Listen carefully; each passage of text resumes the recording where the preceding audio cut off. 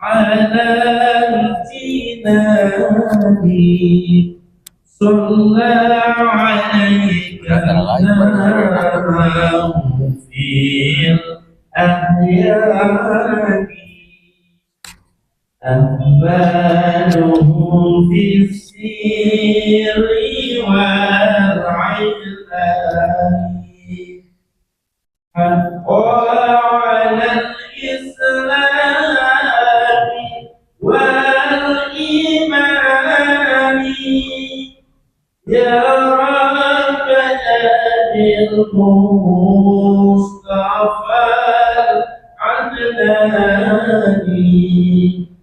اغفر ذنوبي ثم أصلح سلامي اغفر ذنوبي ثم أصلح سلامي اللهم صل وسلم وبارك عليه وعلى آله.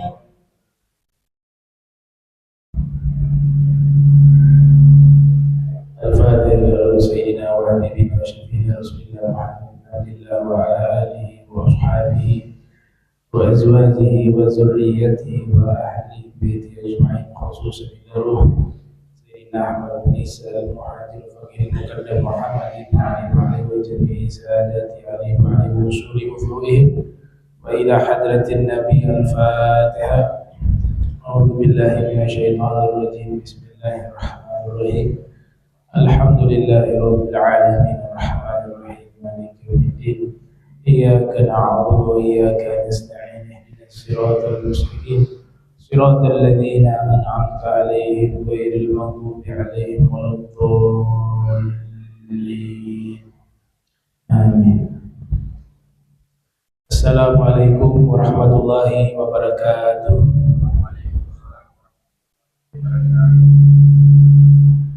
Alhamdulillah rabbil alamin.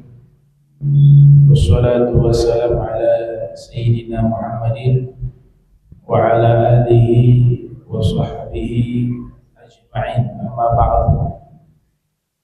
Subhanaka la ilma lana illa ma 'allamtana innaka antal alimul hakim. Rabbi ishrah li sadri wa yassir li amri wahlul 'uqdatam min lisani yafqahu qawli وسدد لساني واهدي قلبي بحق سيدنا محمد صلى الله عليه وآله وسلم يا من هو في علوه كائن يا من هو في فعل حميد يا من هو في مجد متين اللهم أكرمنا بنور الفهم وأخرجنا من ظلمات الوهم وارزقنا فهم النبي حفظ المرسلين وإلهام ملائكة المقربين ربنا زدنا علما وفهما وأكرم بحق سيدنا محمد خاتم الأنبياء والمرسلين يا رحمن الرحيم وصلى الله على سيدنا محمد وعلى آله وصحبه وبارك وسلم والحمد لله رب العالمين.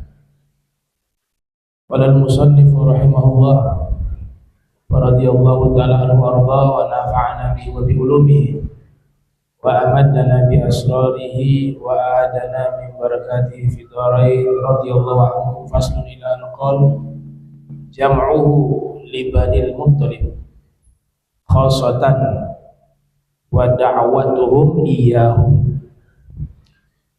Alhamdulillah, puji syukur kehadirat Allah, salawat salam senantiasa tercurahkan kepada junjungan mulia Nabi tercinta Nabi Yuna Muhammad sallallahu alaihi wa alihi wasallam beserta seluruh keluarga beliau, sahabat beliau, dan umat beliau yang senantiasa istiqomah melaksanakan ajaran beliau hingga wafat nanti.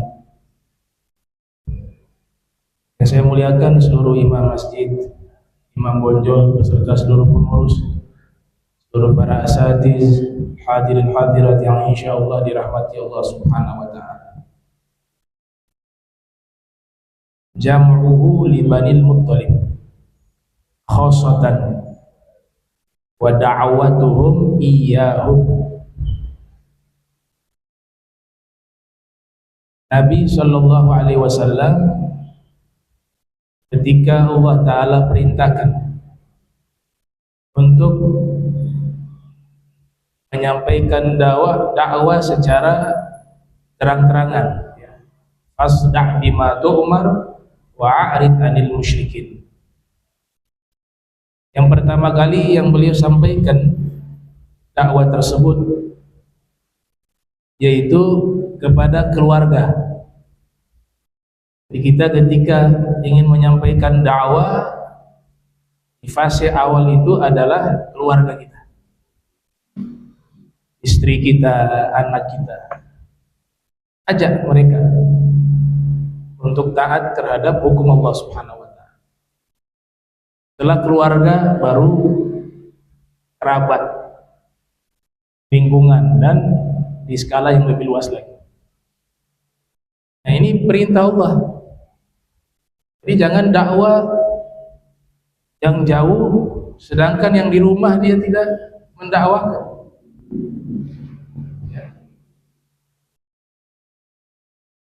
Mohon maaf ya, dia berdakwah di luar tapi tidak dia ajarkan istrinya, anaknya, masih membuka aurat, itu melanggar hukum Allah.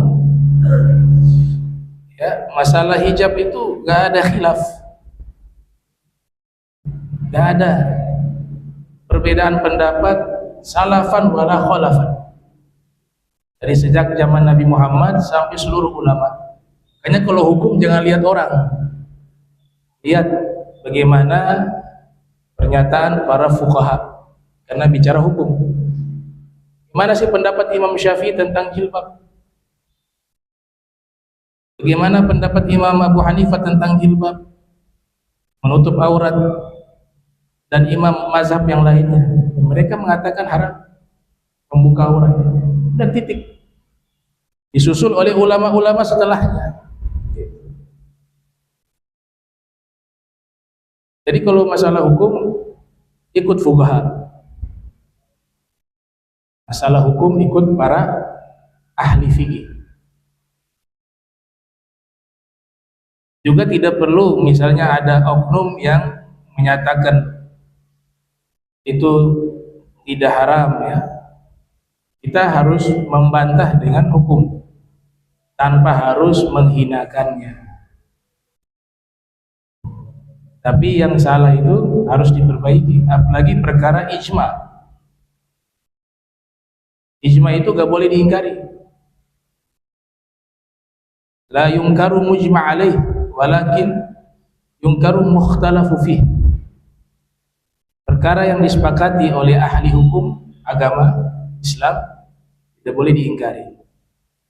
Kalau memilih pendapat lain jika itu ada perbedaan pendapat, hormati pendapat yang lain. Tapi kalau ijma harus kita pegang dan kita harus publikasikan.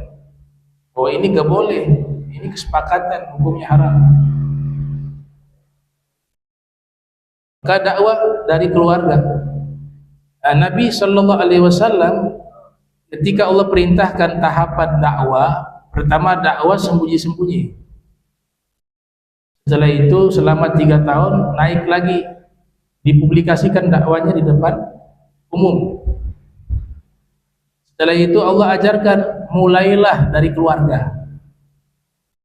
Makanya ayat selanjutnya ya di surat Asy-Syu'ara itu disebutkan lamma nazala alaihi qauluhu ta'ala wa anzir ashirataka al-aqrabin. Allah Ta'ala berfirman, berikanlah peringatan kepada keluargamu al-aqrabin, yang paling terdekat. Ini tahapan dakwah.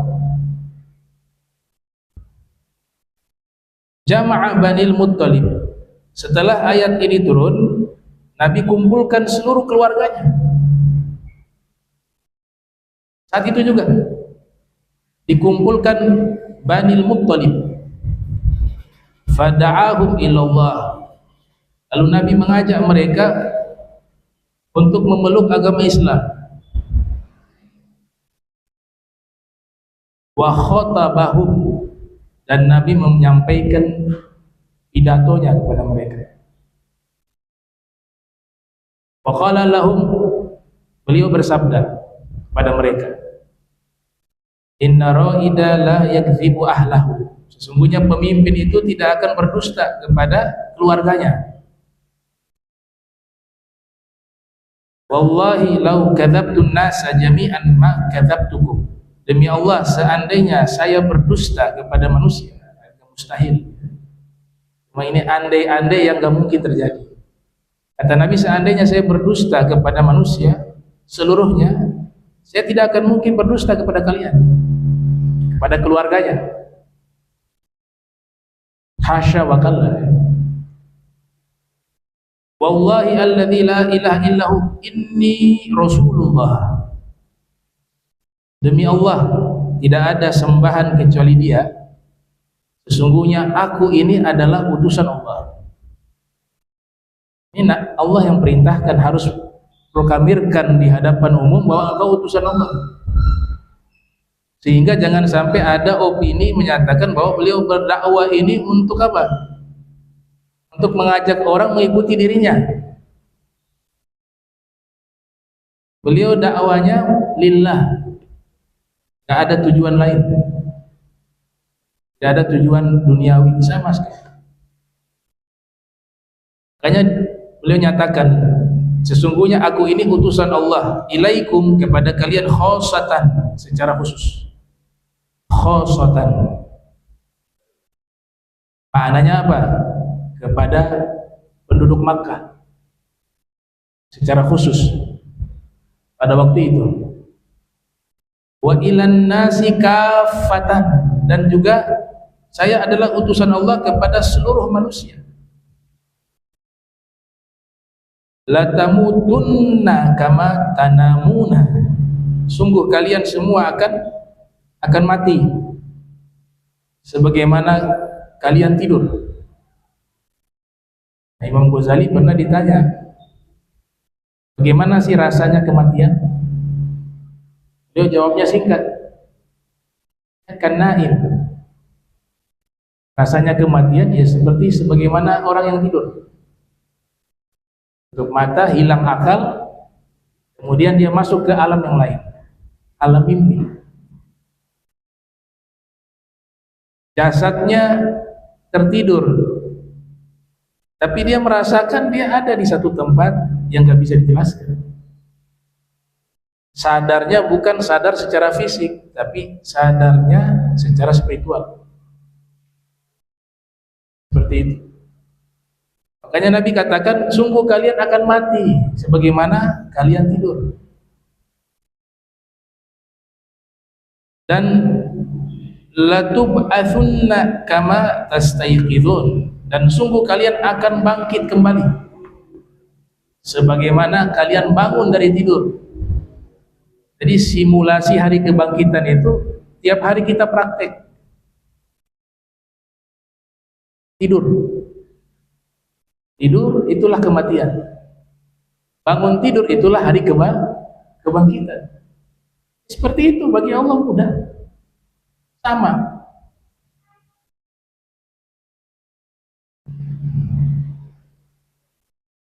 Makanya doa bangun tidur kan bagaimana? Bismika Allahumma ahya wa bismika amutu. Ya, bangun tidur itu doa tidur ya. Bismika Allahumma ahya wa bismika amutu, doa tidur. Doa tidur saja sudah ada isyarat itu, dengan menyebut nama Allah yang menghidupkan kami dan mematikan kami. Kalau doa bangun tidurnya gimana? Alhamdulillah ahyatana ba'da amatana wa ilaihin nusyur. Yang biasa baca yang panjang, hanya yang pendek lupa. Ada dalam Sahih Muslim ada doa tidur, versinya beda. Biasa dibaca biasanya di Bidayatul Hidayah, agak panjang. Jadi bagaimana? Bismillah. Alhamdulillah ahyana ba'da ma amatana wa ilaihi nusyur. Coba lihat tuh doa bangun tidur. Segala puji bagi Allah yang telah menghidupkan kami sesudah mematikan kami, dan kepadanya kami kembali. Itu kan bangun tidur. Jadi bangun tidur, kita tidur itu simulasi sedang meninggal. Bangun tidur kebangkitan, dan bangkitnya ruh dan jasad. Kalau filosof muslim menyatakan dengan ruh saja. Kita akidah ahli sunnah wal jamaah ruh dan jasad. Tapi ada perbedaan dengan alam kubur. Kalau di alam kubur, kalau dibiarkan lama, rata-rata manusia itu tinggal tulang, kecuali orang-orang tertentu lah. Tapi akidah kita menyatakan sekalipun tinggal tulang, kalau dia nikmati taman surga di kuburan, dia merasakannya dengan ruh dan jasad. Kalau disiksa, diazab, nauzubillah min dzalik, diazab dalam kuburan juga, dia rasakan dengan ruh dan jasad. Tapi yang kita lihat tulang, itu bagaimana? Ruh dan jasad, tapi dimensinya dimensi alam yang berbeda.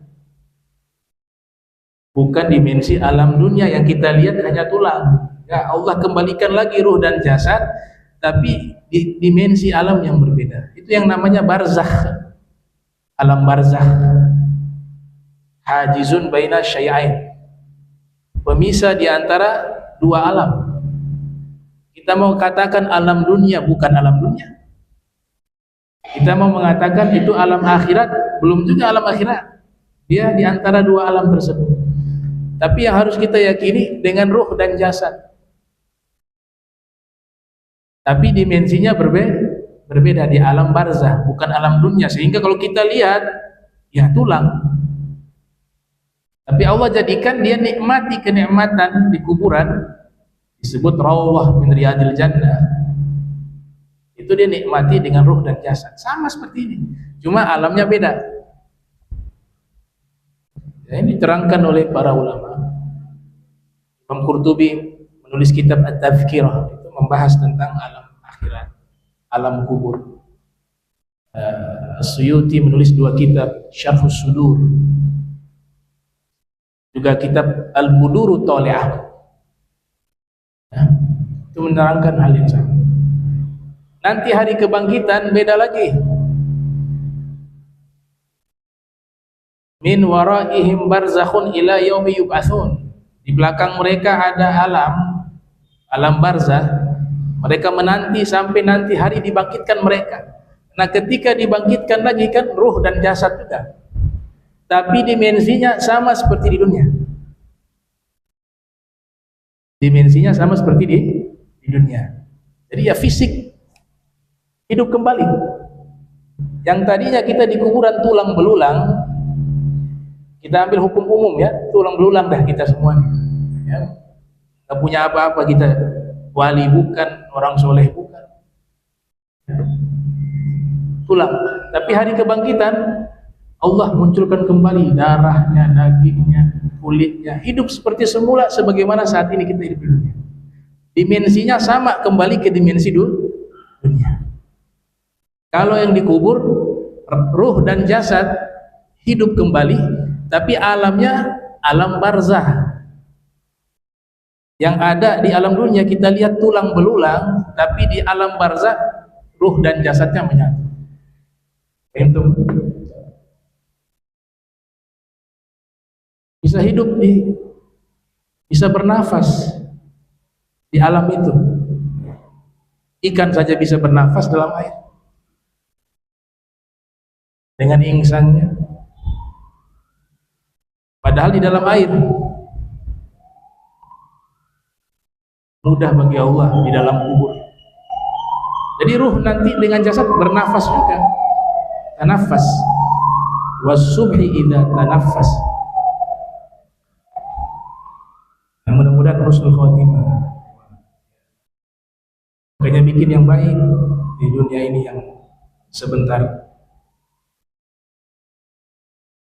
Nabi katakan, kalian akan bangkit sebagaimana kalian bangun dari tidur. wala tuhasabunna bima ta'malun, dan kalian pasti akan dihitung oleh Allah atas semua apa yang kalian lakukan. Jangan sepelekan hal-hal yang kecil. Contoh sederhana ya, itu beberapa guru kami itu kalau ngajar gak perlu kitab tebal-tebal. Sering dibilang, kalian sok-sokan kitab yang berjilid-jilid, yang hal-hal sepele yang itu dosa kalian kerjakan tiap hari, kalian abaikan itu. Contohnya, beliau ngasih contoh sehari-hari. Kalian kontrak, waktu itu kita masih kontrak, kalian kontrak di rumahnya orang ngasih itu kontrakan waktu awal bagus bersih, yang tinggal bertahun-tahun. Jangan ketika mau keluar dari kontrakan langsung pergi, jangan. Kalian harus buat lebih bagus dari pertama kali kalian masuk. Biasanya 2 tahun lepas lubang itu. Rumah orang yang tadinya masih bagus dipakai oleh kita rusak.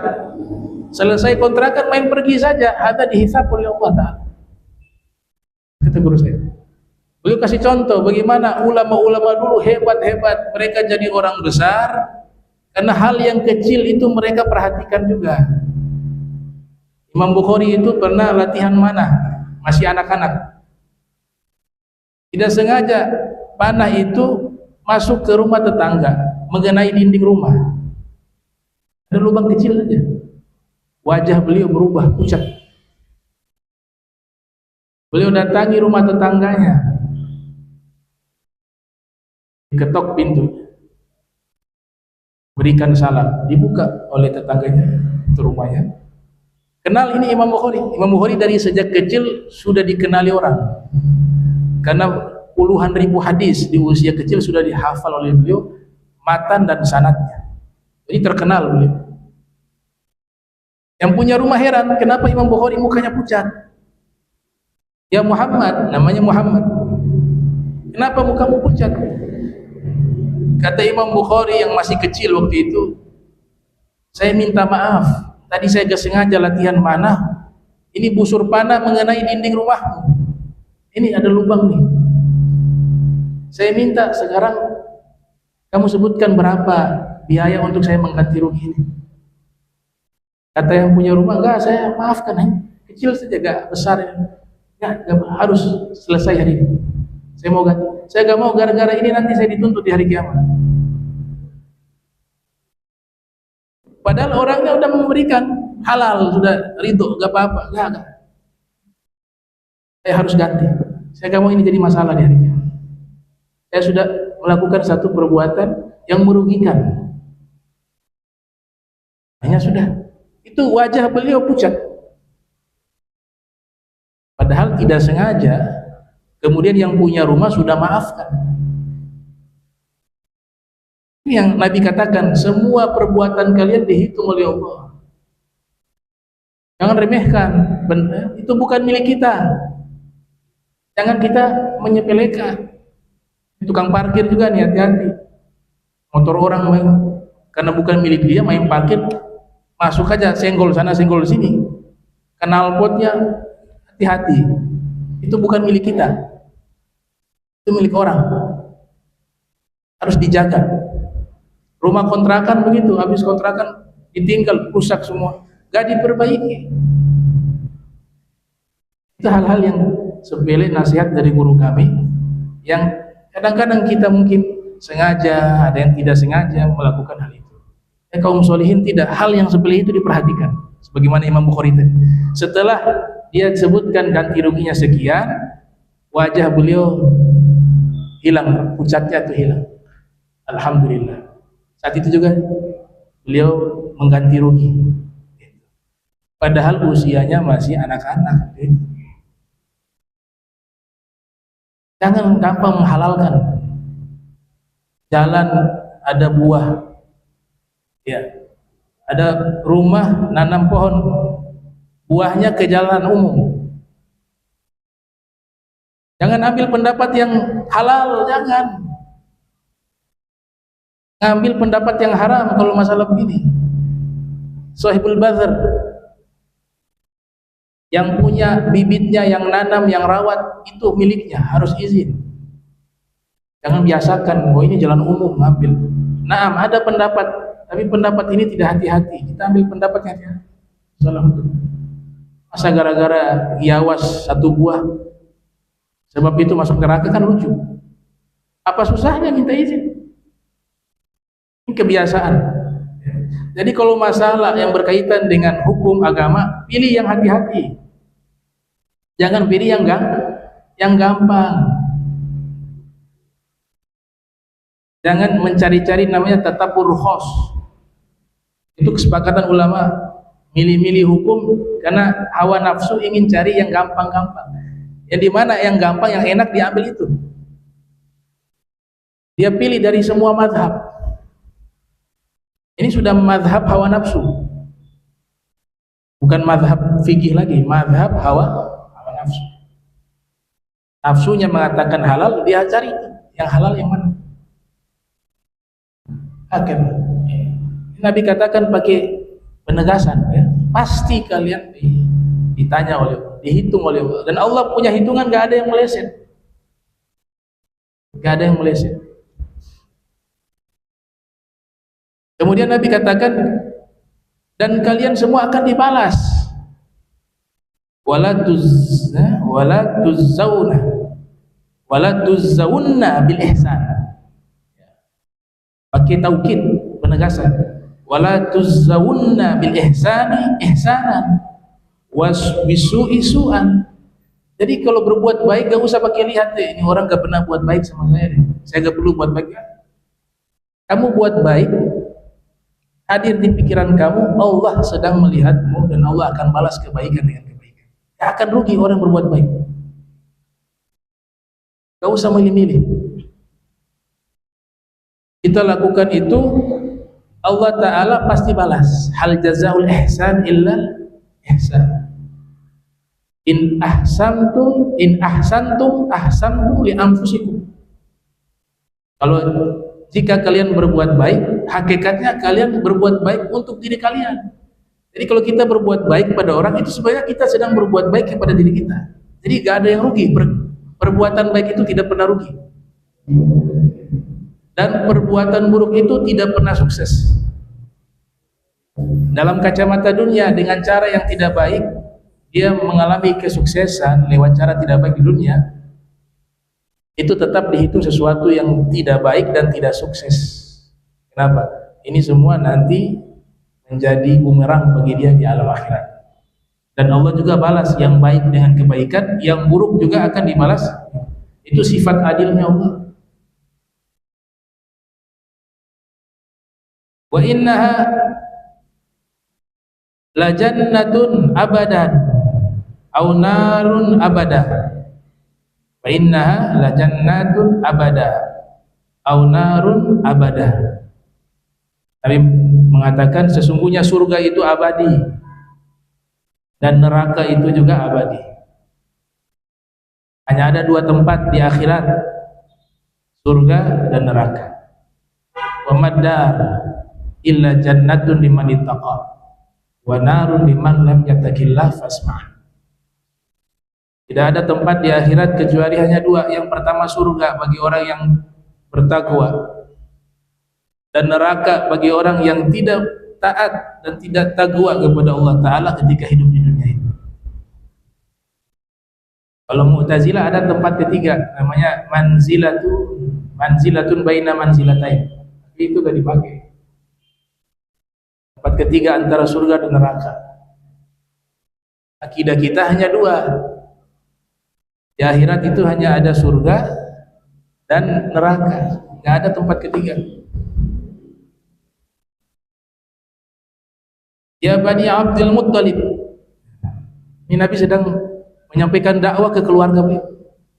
Wahai anak turunan Abdul Muttalib, ma'ala musyaban atagaumahu bi afdali mimma ji'tukum bih.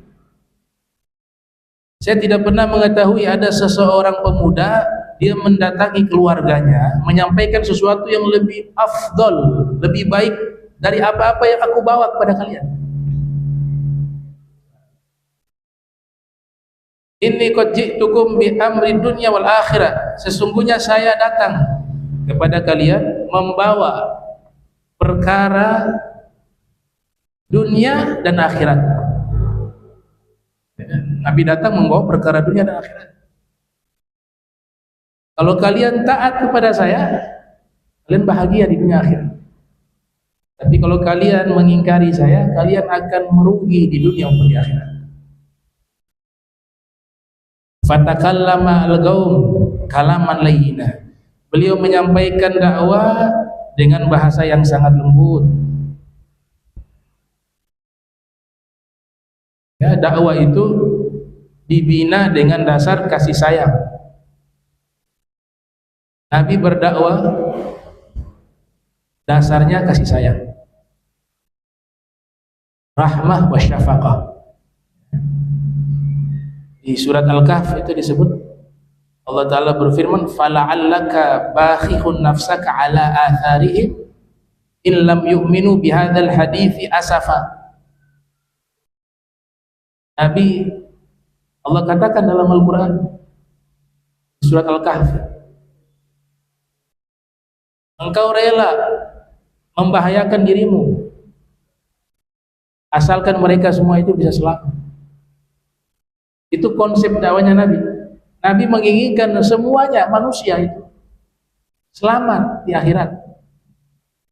Seandainya memilih bahasa sederhananya, Nabi katakan, ya Allah, ini semua kalau azab mendingan saya yang tanggung, asal jangan mereka. Ini semua kesulitan, kesusahan, saya rela korbankan diri saya asalkan mereka semua ini selamat. Itu bahasa di surat Al-Kahf. Itu dakwanya Nabi, konsepnya begitu. Fala'allaka ba'ikhun nafsaka ala atharihim in lam yu'minu bihadzal hadithi asafa. Tujuan dakwah Nabi adalah tadi, rahmah wa syafaqah, kasih sayang. Fabima rahmatin, gimana ayatnya? Fabima rahmatin minallahi linta lahum walau kunta fazzan walidal qalb lam faddu min hawlik fa'fu anhum wastaghfir lahum wasyawirhum fil amr fa idza azamta fatawakkal 'ala Allah innallaha yuhibbul mutawakkilin. Fabima rahmatin minallah linta lahum, maka dengan kasih sayang Allah engkau wahai Nabi Muhammad menjadi lemah lembut kepada mereka. Lintalahu, seandainya kamu keras hati, kasar, manusia akan lari daripadamu. Kalau mereka punya salah, berikanlah maaf kepada mereka. Kalau mereka terpeleset dalam dosa, ajak mereka bertobat, kemudian kamu beristighfar kepada Allah untuk mereka. Dan di setiap perkara musyawarahlah dengan mereka. Ini konsep dakwah Nabi Muhammad SAW. Ya. Jadi tegas itu gak harus caci maki. Dalam dakwah perlu ketegasan. Ketegasan itu sikap.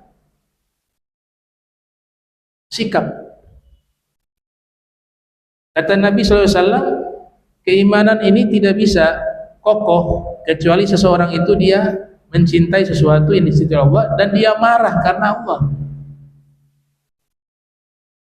Tegas itu ada tempatnya, tapi tidak harus lewat caci maki, mempermalukan orang, menghinakan orang, merendahkan orang. Tidak harus.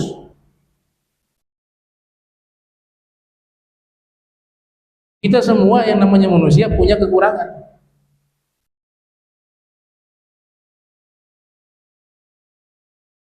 Itu yang konsep dakwah sesungguhnya, itu rahmat. Itu harus dinomorsatukan. Para sufi itu mereka memandang ahli maksiat itu, Abu Hasan Sazili mengatakan, nahnu nanzuru ila ahlil ma'asi bi'aini rahmati wa syafaqah. Kami memandang orang-orang pelaku maksiat dengan pandangan kasih sayang. Kami ingin selamatkan mereka. Kalau dakwanya syaitan ingin mengajak orang ke neraka, dakwanya para nabi mengajak orang ke surga. Jadi tegas, nggak boleh ditinggalkan. Tapi tegas itu bukan berarti caci maki, menghina orang, merendahkan orang, mempermalukan orang, memaki, memfitnah, melaknat. Kadang disalah tafsirkan, tegas harus marah-marah. Ya marah. Kadang-kadang marah itu sulit dibedakan. Saat ini saya marah karena Allah atau karena diri saya. Saya marah karena kelompok saya atau karena Allah. Ini tidak mudah. Makanya Nabi sebutkan, man ahabba lillah wa ghadiba lillah wa a'ta lillah wa mana'a lillah faqad istakmalal iman. Orang yang mencintai sesuatu karena Allah, marah karena Allah, memberi karena Allah, mencegah karena Allah, keimanannya sempurna. Di konsep dakwah Nabi seperti itu. Dan Nabi dakwanya hanya karena Allah, nggak ada yang lain. Jadi kalau orang-orang yang terjun di dunia dakwah, termasuk saya misalnya, kalau niat saya tidak sesuai dengan niatnya Nabi Muhammad SAW di dalam dakwah, dipastikan dakwah itu dakwah yang tertolak dan berubah menjadi dosa, bukan pahala. Nabi dakwah gak pandang bulu, mau keluarganya, mau orang kaya, mau orang miskin, semuanya diajak dalam dakwah. Ini orang-orang musyrik salah paham. Ketika dicegah Nabi untuk menghentikan dakwah, Nabi tetap dengan sabar, dengan keteguhannya. Saya terus berdakwah sampai keluar kalimat tuh. Mereka provokasi paman beliau, Sayyidina Abu Thalib. Sampai ada nada ancaman. Ya Abu Thalib, kalau kau tidak hentikan ponakanmu dalam dakwah ini dan mencela Tuhan-Tuhan kami gak menjamin keselamatan keponakanmu itu.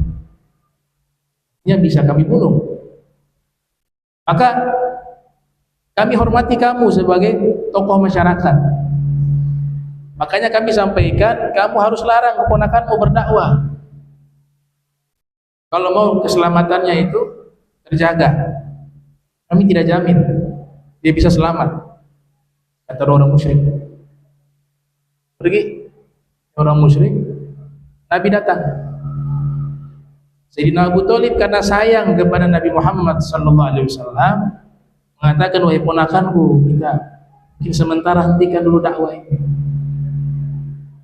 Ini untuk keselamatanmu. Apakah Nabi saat itu mengiyakan? Tidak. Nabi punya keteguhan luar biasa. Karena Nabi dakwanya karena Allah, bukan karena orang.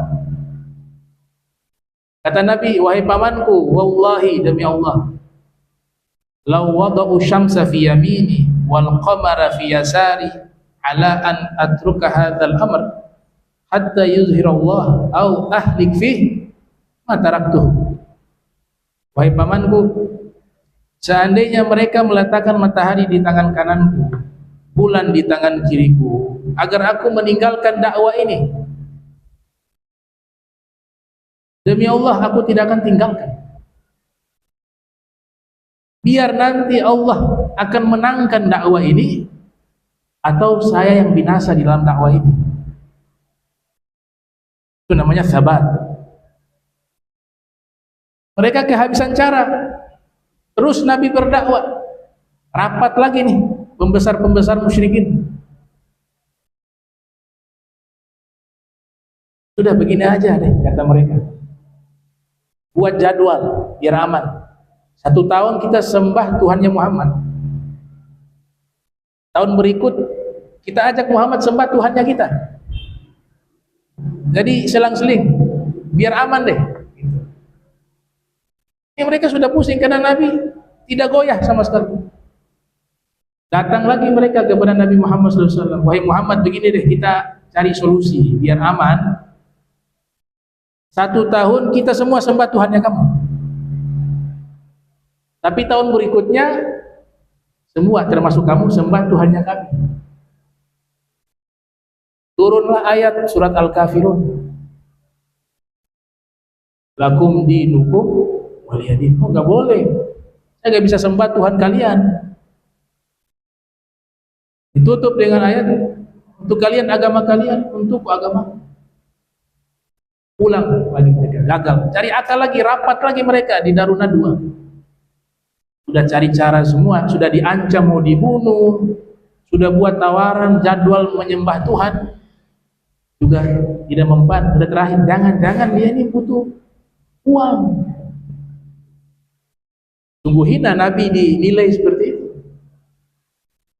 Tujuan dakwanya karena uang, atau mungkin dia pengen dapat pengakuan sebagai tokoh di masyarakat. Kita angkat dia sebagai tokoh nomor 1. Atau mungkin dia mau jadi raja. Nanti kita buat kerajaan, yang jadi raja dia nih. Rapat mereka. Salah satu orang diutus. Nah, coba bawa tuh harta, kita kumpulkan harta sebanyak-banyaknya, ngasih ke Muhammad dengan syarat dia hentikan dakwanya. Kalau dia tidak mau, nanti bilang kita, kalau mau kerajaan, kita bangun kerajaan, nanti yang dijadikan raja adalah Muhammad. Bahasa mereka begitu. Atau dia mau perempuan, kita kasih perempuan yang paling cantik. Yang penting dakwah ini dihentikan. Coba. Diutuslah Utbah bin Rabi'ah. Datang. Ketemu Rasul SAW. Ini pemikiran yang sangat hina menilai Nabi Muhammad seperti itu. Dikatakan, wahai Muhammad, kalau kamu mau uang, kami sudah kumpulkan harta sebanyak, engkau jadi orang paling kaya di Makkah. Kalau kau mau kerajaan, kami bangun kerajaan, kau jadi raja. Kau mau jadi tokoh yang dihormati, kau adalah tokoh nomor 1 yang dihormati di Makkah. Tapi syaratnya, kamu hentikan dakwah ini. Apa kata Rasul? Ma ji'tukum bima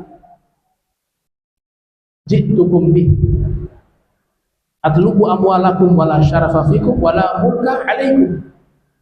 Kata Nabi apa? Saya datang bawa agama Islam ini kepada kalian, tujuannya bukan mencari harta kalian, bukan mencari agar saya dihormati, bukan mencari kerajaan agar saya menjadi raja, tidak. Kata Nabi, walakin Allah Ta'ala ba'athani ilaikum rasula wa anzala alaiya kitab. Akan tetapi saya menyampaikan dakwah ini karena Allah Ta'ala yang mengutus saya sebagai seorang Rasul, dan Allah turunkan kepada saya kitab suci Al-Quran.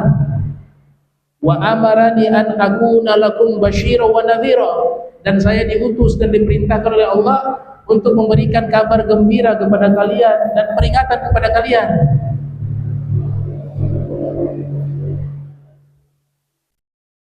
Fa ballagtukum risalata rabbi wa nasahtu lakum fa in taqbalu ma ji'tukum bih fa huwa hadzukum fid dunya wal akhirah.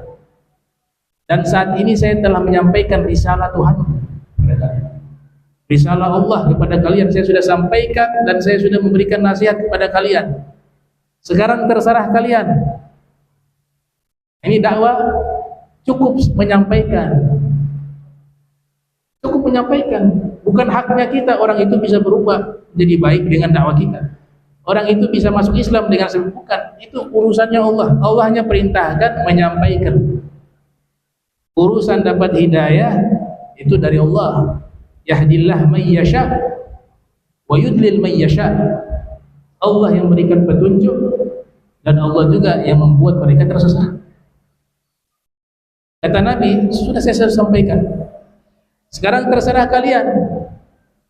Jika kalian menerima dakwaku ini, yang untung kalian di dunia dan di akhirat.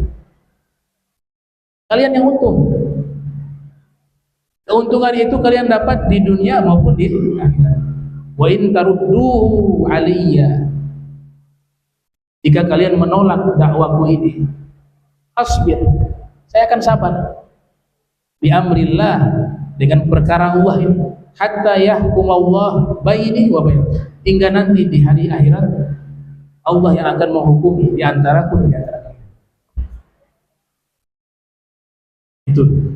Jadi kalau dakwah niatnya harus seperti, bukan nyari amwal, bukan nyari kemuliaan, terkenal, bukan mencari jabatan, tapi lillah, sebagaimana yang dicontohkan oleh Nabi Muhammad sallallahu alaihi wasallam. Itu dakwanya Rasul.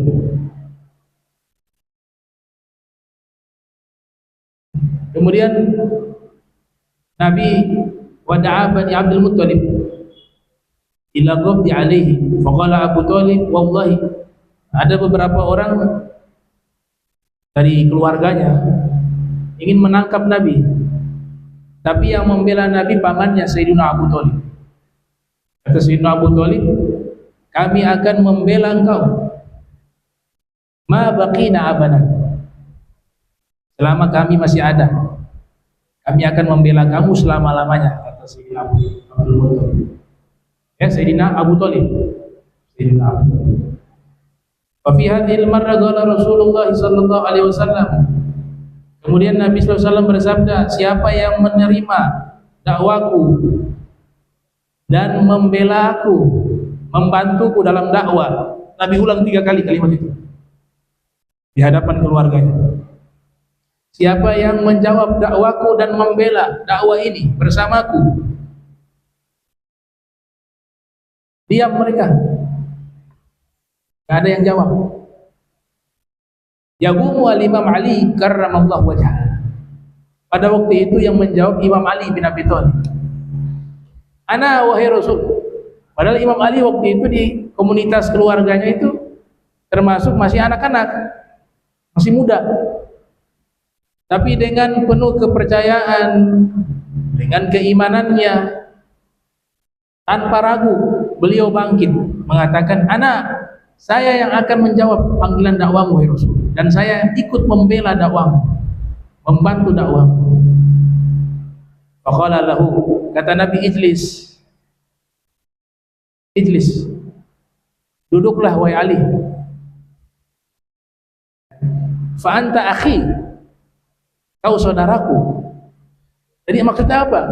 Nabi ini lagi ngajak orang lain nih, keluarganya. Ini kalau Imam Ali sudah dari awal udah sejalan dengan Nabi Muhammad SAW. Makanya kata saudaraku di situ Nabi umpamakan seperti saya Nabi Musa, engkau saudaraku Nabi Harun. Dakwah ini enggak termasuk engkau, enggak. Kau bukan targetkan dalam dakwah ini, bukan. Kerabat-kerabat saya yang lain ini. Kalau engkau tidak, makanya Nabi bilang ijlis, duduklah. Fa anta akhi, kau saudaraku. Dalam satu riwayat, fa anta akhi wa waziri wa wasiyi. Duduklah engkau wahai Ali, engkau saudaraku, engkau pembelaku, dan engkau adalah orang yang melaksanakan wasiatku sallallahu alaihi wasallam.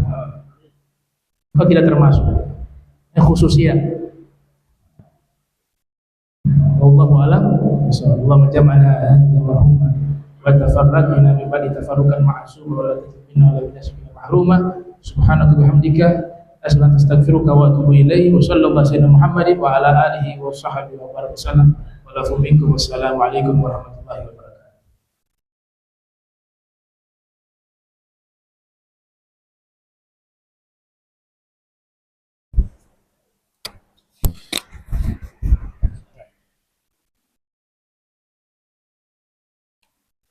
Lagi?